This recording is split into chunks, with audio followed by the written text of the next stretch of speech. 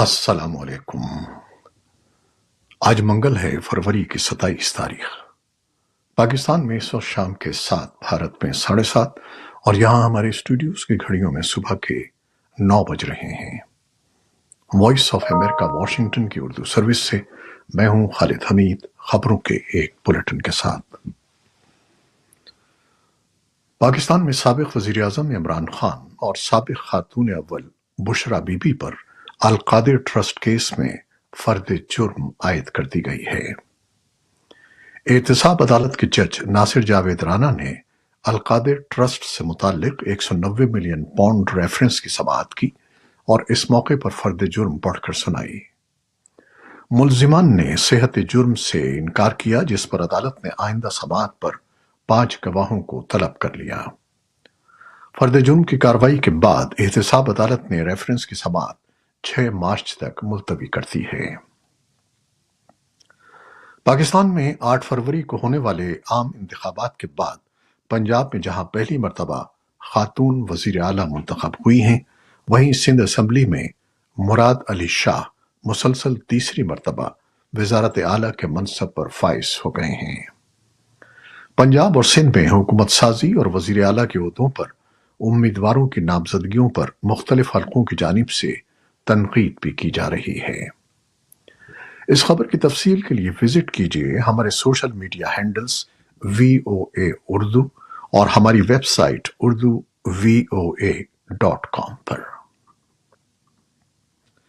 پاکستان تحریک انصاف کے رہنما بیرسٹر گوہر علی خان نے کہا ہے کہ مخصوص نشستوں کا فیصلہ ہونے تک قومی اسمبلی کا اجلاس نہیں بلایا جا سکتا۔ اسلام آباد میں میڈیا سے گفتگو میں بیرسٹر گوہر علی خان نے دعویٰ کیا کہ پنجاب اور سندھ کی اسمبلیوں کے اجلاس غیر قانونی طور پر منعقد کیے گئے ہیں۔ انہوں نے کہا کہ الیکشن کمیشن سے امید ہے کہ وہ عوام کی امنگوں کا خیال رکھتے ہوئے مخصوص نشستیں سنی اتحاد کونسل کو دے گا۔ انہوں نے الیکشن کمیشن پر الزام لگایا کہ اب تک کمیشن نے تحریک انصاف کے آئینی اور قانونی حقوق کا خیال نہیں رکھا ہے۔ پاکستان میں سماجی رابطے کی ویب سائٹ ایکس کی بندش کے بعد سوشل میڈیا نئی ممکنہ پابندیوں کی باتیں سنائی دے رہی ہیں۔ چند روز قبل نگراں وفاقی وزیر اطلاعات مرتضی سولنگی نے فیس بک، یوٹیوب، انسٹاگرام سمیت دیگر ویب سائٹس کا نام لے کر خبردار کیا تھا کہ اگر ان فورمز پر پاکستانی اداروں اور افسران کے خلاف مواد شیئر کر کے مہم ہوتی رہی تو سخت کارروائی عمل میں لائی جائے گی۔ پاکستان میں صحافی، ویلاگرز اور سوشل میڈیا ماہرین اس پر تشویش کا اظہار کر رہے ہیں، جبکہ کچھ کا کہنا ہے کہ صارفین کو بھی بہرحال ملکی قوانین کا خیال رکھنا چاہیے۔ خیبر پختونخوا کے شہر مردان میں دہشت گردوں کے مبینہ حملے میں سپرنٹنڈنٹ پولیس SP اعجاز خان شیرپاؤ جان دے بیٹھے ہیں، جبکہ DSP سمیت 3 اہلکار زخمی ہو گئے ہیں۔ ڈسٹرکٹ پولیس افسر مردان نجیب الرحمان کے مطابق مردان کے علاقے پرانا متہ میں دہشت گردوں کی موجودگی کی اطلاع پر پولیس اہلکار وہاں پہنچے تھے، جنہیں دیکھ کر دہشت گردوں نے فائرنگ شروع کر دی۔ ان کے بقول پولیس کی جوابی کارروائی میں 2 دہشت گرد بھی مارے گئے۔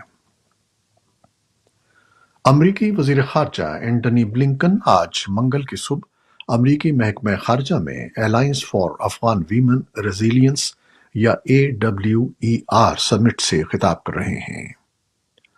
افغان خواتین کے معاشی تحفظ کی تیجی تنظیم کے اس اجلاس کی مشترکہ میزبانی امریکی محکمہ خارجہ اور بوسٹن یونیورسٹی کر رہے ہیں۔ ایوا ڈپارٹمنٹ آف اسٹیٹ اور بوسٹن یونیورسٹی کے درمیان ایک پبلک پرائیویٹ پارٹنرشپ ہے، جس کا آغاز وزیر خارجہ بلنکن نے سن 2022 میں کیا تھا۔ اس کا مقصد افغان خواتین اور لڑکیوں کی تعلیم، روزگار اور انٹرپرینیورشپ تک رسائی میں مدد کے لیے اختراعی اور قابل توسیع تعاون کو فعال کرنا ہے۔ ادھر اقوام متحدہ کے سیکریٹری جنرل کے ترجمان کا کہنا ہے کہ افغانستان کے لیے اقوام متحدہ کے خصوصی ایلچی کی تقرری کا عمل جاری ہے۔ اسٹیفان دوجارک نے یہ بھی کہا کہ سیاسی اور امن سازی کے امور کی معاون وزیر خارجہ روز میری ڈی کارلو نے سلامتی کونسل کو افغانستان کے بارے میں بریفنگ دی ہے۔ بھارت کی جنوبی ریاست کرناٹک کی حکومت کی دعوت پر بھارت آنے والی کشمیری نژاد پروفیسر، مصنفہ اور ناول نگار نتاشا کول کو بنگلور ایئرپورٹ کے امیگریشن عملے کی جانب سے برطانیہ واپس کر دیے جانے کے معاملے پر تنازع پیدا ہو گیا ہے۔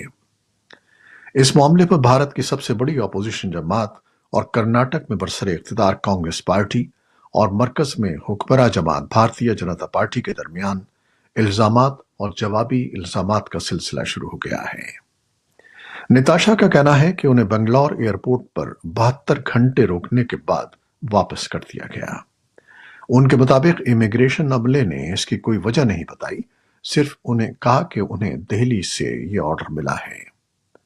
نتاشا پر پاکستان اور چین کی حامی ہونے اور ایک پاکستانی شخص سے شادی کرنے کا الزام لگایا گیا، جس کی انہوں نے تردید کی ہے۔ صدر جو بائیڈن نے امید ظاہر کی ہے کہ اسرائیل اور حماس کے درمیان جنگ بندی اگلے ہفتے کے اوائل میں نافذ العمل ہو سکتی ہے۔ صدر بائیڈن نے کہا کہ فریقین کے درمیان معاہدے کے تحت لڑائی میں وقفہ ہوگا اور یرغمالیوں کی رہائی بھی ممکن ہو سکے گی۔ انہوں نے کہا کہ ہمارا کام ابھی مکمل نہیں ہوا ہے۔ امید ہے کہ اگلے پیر تک ہم جنگ بندی کر لیں گے۔ صدر بائیڈن کا یہ تبصرہ نیو یارک میں ایک ٹی وی پروگرام کی ریکارڈنگ کے بعد سامنے آیا ہے۔ خبر رساں ادارے ایسوسی ایٹڈ پریس کے مطابق لڑائی میں 6 ہفتوں کے مجوزہ وقفے میں روزانہ سینکڑوں ٹرکوں کو غزہ میں اشد ضروری امداد پہنچانے کی اجازت دینا بھی شامل ہے۔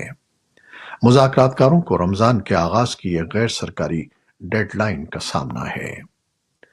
ادھر امریکہ، مصر اور قطر کے مذاکرات کار ایک فریم ورک ڈیل پر کام کر رہے ہیں جس کے تحت حماس فلسطینی قیدیوں کی رہائی اور لڑائی میں 6 ہفتے کے وقفے کے بدلے درجنوں یرغمالیوں میں سے کچھ کو رہا کرے گا۔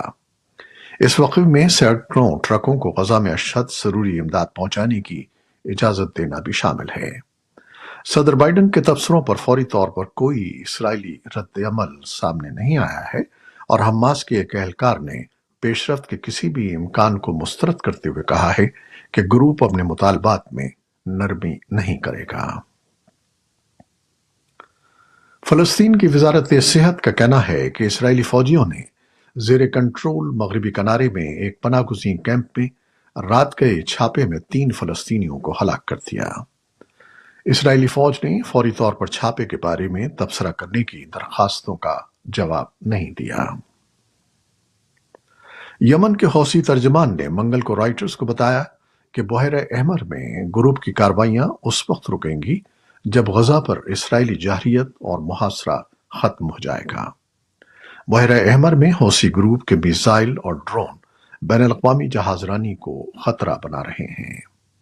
اس سوال پر کہ اگر غزہ کے لیے جنگ بندی کا معاہدہ طے پا گیا تو کیا بحری جہازوں پر حملے ختم ہو جائیں گے، محمد عبدالسلام نے کہا کہ محاصرہ ختم ہونے اور امداد کے لیے داخلے کی اجازت دینے کے بعد صورتحال کا دوبارہ جائزہ لیا جائے گا۔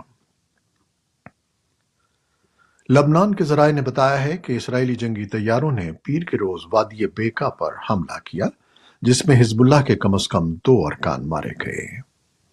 اسرائیلی فوج نے کہا کہ اس نے اسرائیلی ڈرونز کو مار گرائے جانے کے جواب میں اس علاقے میں حزب اللہ کے فضائی دفاع کو نشانہ بنایا تھا۔ بیکا حملوں کے جواب میں حزب اللہ نے پیر کے روز اسرائیل کے زیر کنٹرول جولان کی پہاڑیوں میں ایک اسرائیلی فوجی اسٹیشن پر 60 راکٹ فائر کیے۔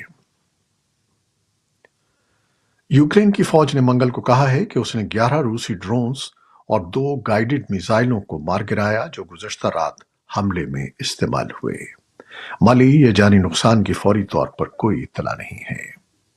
یوکرین کے صدر ولادیمیر زیلنسکی نے پیر کو اپنے رات کے خطاب میں کہا کہ یورپی رہنماؤں کے اجلاس میں یوکرین کے لیے اتحادیوں کی طرف سے ہتھیاروں کی فراہمی اور روسی حملے کے خلاف یوکرین کی جنگ کے لیے جاری حمایت پر تبادلہ خیال کیا گیا۔ فرانس کے صدر ایمانوئل میکرون نے پیرس میں 20 یورپی رہنماؤں کا اجلاس بلایا تھا جس میں انہوں نے کہا کہ روس یہ جنگ نہیں جیت سکتا اور نہ ہی ہم اسے جیتنے دیں گے۔ ہالینڈ نے میٹنگ کے بعد کہا کہ وہ دنیا بھر کے ممالک سے یوکرین کے لیے گولہ بارود خریدنے کے لیے $108 بلین کی امداد دے گا۔ یوکرین کے لیے اربوں ڈالر کی امداد کے حصول اور امریکی حکومت کو بند ہونے سے بچانے کے لیے امریکی صدر جو بائیڈن نے منگل کو کانگریس کے رہنماؤں کو وائٹ ہاؤس میں بات چیت کے لیے مدعو کیا ہے۔ سینٹ کے اکثریتی رہنما چک شومر، سینٹ کے اقلیتی رہنما مچ میکونل، ہاؤس کے اسپیکر مائک جانسن اور ہاؤس اقلیتی رہنما ہیکم جیفریز بحث میں حصہ لینے کے لیے تیار ہیں۔ ڈیموکریٹ کی زیر قیادت سینٹ نے اس ماہ کے شروع میں $95 بلین کا ایک دو طرفہ سیکیورٹی بل منظور کیا، جس میں یوکرین کے لیے $61 بلین، اسرائیل کے لیے $14 بلین، تائیوان سمیت انڈو پیسیفک میں شراکت داروں کی مدد کے لیے تقریباً $5 بلین اور دیگر امداد شامل ہے۔ جانسن نے اس بل کو ایوان میں ووٹنگ کے لیے پیش نہ کرنے کا وعدہ کیا ہے اور کہا ہے کہ امریکی عوام چاہتے ہیں کہ قانون ساز بیرون ملک امداد بھیجنے کے بجائے ملکی مسائل بشمول سرحدی سلامتی پر توجہ دیں۔ سینٹ کے اکثریتی رہنما چک شومر نے منگل کو کہا کہ یوکرین کی حمایت نہ کرنا اتحادیوں کو ظاہر کرے گا کہ وہ امریکہ پر انحصار نہیں کر سکتے۔ بھارتی وزیر اعظم نریندر مودی نے ان خلابازوں کے ناموں کا اعلان کیا ہے جو خلائی مشن گگنیان کا حصہ ہوں گے۔ اس مشن کا مقصد انسانوں کے رہنے کے قابل ایک ایسا خلائی کیپسول تیار کرنا ہے جو 3 رکنی عملے کو 3 روز تک 400 کلومیٹر کے مدار میں لے جا سکے۔ ان چاروں کو روس کے یوری گاگرین کاسموناٹ ٹریننگ سینٹر میں تربیت دی گئی تھی۔ اس مشن کے لیے تقریباً 90.23 بلین بھارتی روپے مختص کیے گئے ہیں۔ اگرچہ شیڈیول کا اعلان نہیں کیا گیا، لیکن توقع کی جا رہی ہے کہ اس مشن 2024 سے پہلے ملک کے اہم خلائی اڈے سری ہری کوٹا سے لانچ کیا جائے گا۔ اس کے ساتھ ہی خبروں کا یہ بلیٹن ختم ہوتا ہے۔ ہمارا یہ بلیٹن پوسٹ کارڈز پر اور ویب سائٹ پر آپ کے لیے پوسٹ کر دیا جاتا ہے۔ آپ ہمارے بلیٹن کو شیئر کرتے ہیں اور اپنے کمنٹس میں اپنی محبتوں کا اظہار کرتے ہیں، جس کے لیے ہم آپ کے بے حد ممنون ہیں۔ اپنی ان کاوشوں کو جاری رکھیے گا۔ نیوز پروڈیوسر سید اصفر امام اور نیوز ایڈیٹر بہجت جیلانی کے ساتھ خالد حمید کو اب اجازت دیجیے گا۔ اللہ حافظ۔